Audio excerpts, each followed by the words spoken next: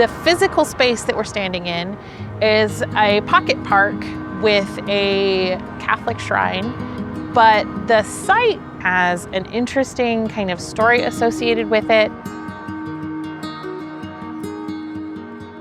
El Tiradito, or the Wishing Shrine, has the only Catholic shrine on unconsecrated ground that's dedicated to a sinner. El Tiradito means castaway.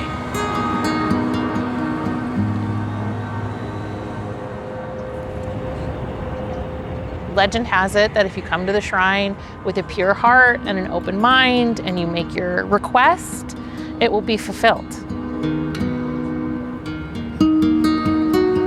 I think legend is a good way to phrase it because the legend of this site and the history of this site are kind of different things. But it starts in the late 1800s, and there's a young man and he is married and he falls in love with his mother-in-law. And there is a duel that happens between the young man and his father-in-law, and he's killed. And he is kind of left to die in this spot. But community members kind of knew that their love was pure and honest, maybe not socially appropriate, but definitely true. And so they kind of built the shrine. But the history of this site is a little bit different. The original Wishing Shrine was actually somewhere else. So this is a reconstruction. So what's interesting about this site is it exists at kind of the crossroads between those things. I think that this is a really great site to talk about folk Catholicism and kind of regionally specific expressions of organized religion.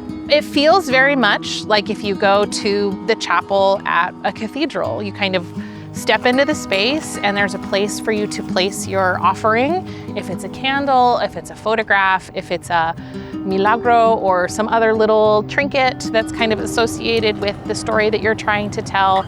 So you'll see kind of things left behind.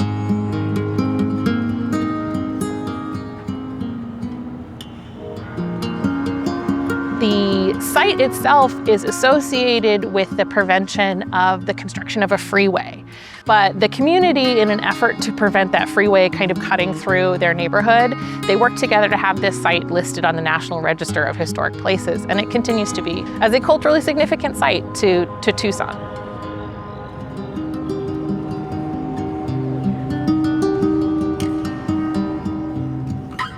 It's an amazing story about everyday community members who kind of come together and say, okay, the systems that be don't speak the language that we speak. So how about we use bureaucracy to our benefit to kind of establish a protected place? This place means a lot of different things to a lot of different people. It's a place where we come together to ask for forgiveness or to pray or to ask for a miracle. And it's a place where we can all do that together. And how can we use that to kind of inform future generations that these spaces matter?